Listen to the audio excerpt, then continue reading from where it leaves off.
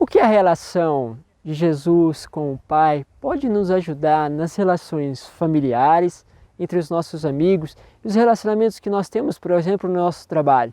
Vamos falar um pouquinho sobre isso na palavra de hoje.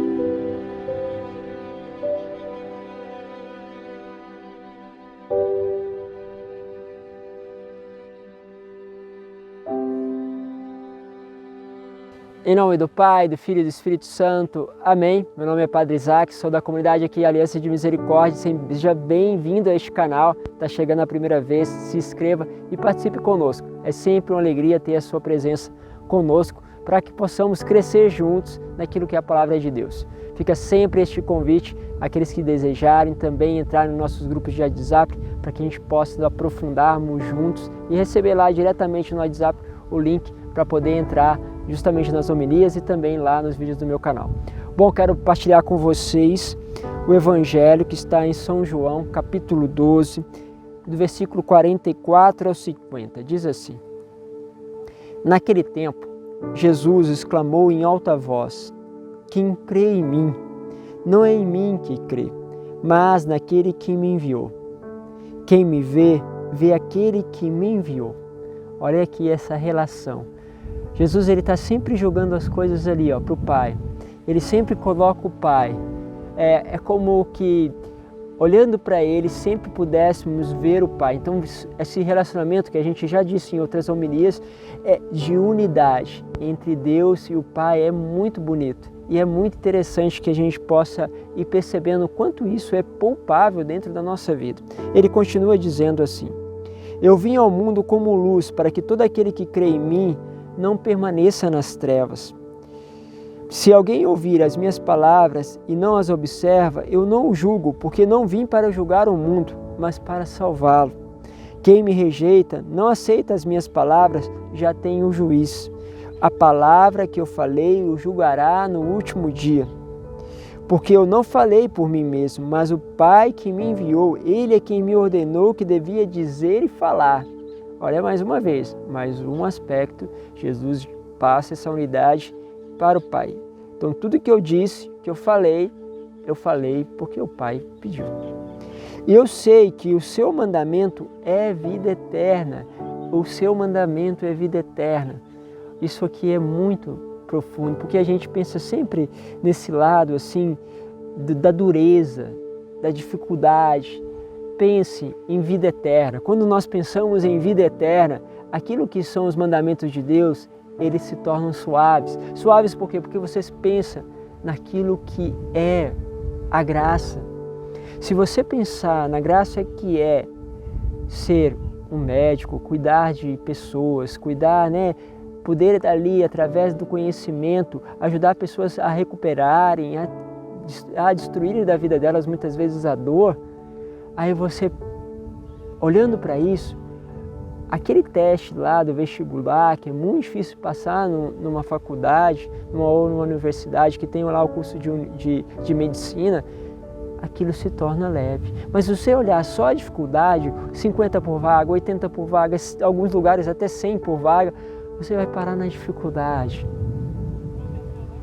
Não olhe aquilo que nós precisamos superar, simplesmente, mas olhe para a graça. O mandamento que Ele te dá é um mandamento de vida eterna. Tudo na vida você precisa escolher entre essas opções. Ou você olha para a graça, ou você olha para o obstáculo. Geralmente, quem supera o obstáculo sempre tem o olho na meta, naquilo que deseja, naquilo que é o dom.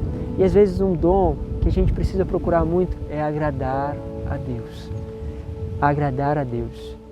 E para agradar a Deus, eu estou na luta, eu estou correndo atrás das almas que Deus pede para que Ele arrebanhe para si.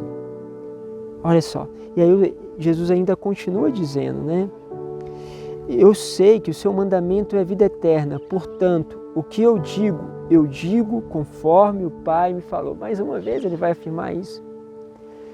E aqui está uma experiência de unidade, de relacionamento.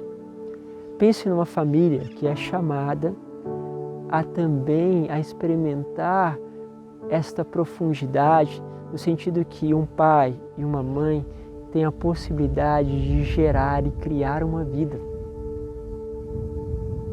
Então eles entram na experiência da criação com o Pai. Lógico que a obra daquela criação, daquela criança é a obra do Pai, mas o Pai usa deles. E ali acontece a experiência do criar. E é interessante, o filho vai crescendo, o pai pensa de um jeito, a mãe pensa de outro, cada um tem uma educação diferente. Mas quando o filho começa a perceber que o pai tem as mesmas palavras da mãe em relação a ele e que a mãe tem a mesma palavra do pai em relação a ele, ou seja, é lógico que eles têm diferença, mas eles juntos optam por aquilo que é melhor. Se eles estão juntos, o filho vai percebendo que existe um impulso para direcioná-lo para a direção em comum, uma direção correta. Isso é maravilhoso. Mesmo que, lógico, porque nós temos a nossa experiência de feridas, de pecado, muitas vezes nós nem sabemos realmente qual é o caminho, mas a gente começa a procurar na Palavra de Deus, discernindo pela Palavra de Deus, olhando e também fazendo comunhão com o outro, acontece uma graça. Já trabalhou em um ambiente onde as pessoas pensam diferente, mas quando eles criam uma meta, todos vão junto, há um trabalho de equipe juntos. Se você já experimentou isso, já teve isso no seu trabalho, sabe do que eu estou falando. É maravilhoso trabalhar assim. É maravilhoso você ter pessoas que pensam diferente, mas ao mesmo tempo, quando eles percebem que ali era o caminho, vão em unidade. Quando amigos podem debater-se em pontos diferentes, mas quando eles percebem que aquilo é o bem do amigo, eles vão. Mas isso é uma graça que nós cristãos podemos alcançar pela unidade a Deus. Então pense, como construir esta unidade assim? Porque então você vai dizer, um pai vai dizer a palavra da mãe, a mãe vai dizer a palavra do pai. Ela faz aquilo que ela vê que o pai faz aquilo que a mãe deseja. Olha que jogo, mas é lógico, nós estamos falando aqui de uma graça. E por eu estar falando de uma graça, eu quero pedir a você que está me ouvindo, que está me vendo, peça o dom da unidade a Deus. A gente pede tantas coisas, mas peça o dom da unidade, peça esse dom de unidade aí no relacionamento familiar, dom de unidade no trabalho, dom de unidade nos relacionamentos. Peça, você vai ver as experiências que você vai viver. Depois partilhe aí conosco, comente, porque vale a pena partilhar essas coisas. Vamos juntos, vamos percebendo isso, esta graça, este carinho. Olha nessas leituras que nós vamos ter neste tempo, esta relação de Jesus com o Pai. Ela não está escrita na palavra à toa. Ela está aí porque ela quer nos ensinar. Ela está aí não porque é uma utopia irrealizável, mas porque é um sonho possível ao homem também de resplandecer segundo a graça de Deus, pela graça de Deus, alcançar isso também na tua casa. Deus vos abençoe. Em nome do Pai, do Filho e do Espírito Santo.